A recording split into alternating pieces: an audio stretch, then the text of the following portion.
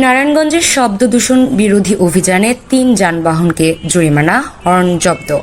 নারায়ণগঞ্জ সদর উপজেলায় শব্দ দূষণ নিয়ন্ত্রণে অভিযান চালিয়ে ৩টি যানবাহনের কাছ থেকে মোট ৩,৫০০ টাকা জরিমানা আদায় করেছে পরিবেশ অধিদপ্তর। এ সময় ৩টি হর্নও জব্দ করা হয়।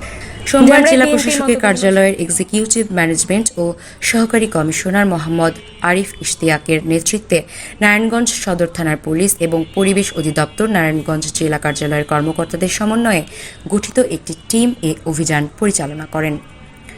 অভিযানে পরিবেশ অধিদপ্তরের পরিদর্শক মোহাম্মদ হুজ্জাতুল ইসলাম প্রসিকিউশন প্রদান করেন। শব্দদূষণ বিধিমালা ২০২৫ অনুযায়ী শব্দদূষণকারী ৩টি যানবাহনের বিরুদ্ধে ব্যবস্থা গ্রহণ করে জরিমানা আদায় করা হয় এবং অবৈধ হর্ন জব্দ করা হয়।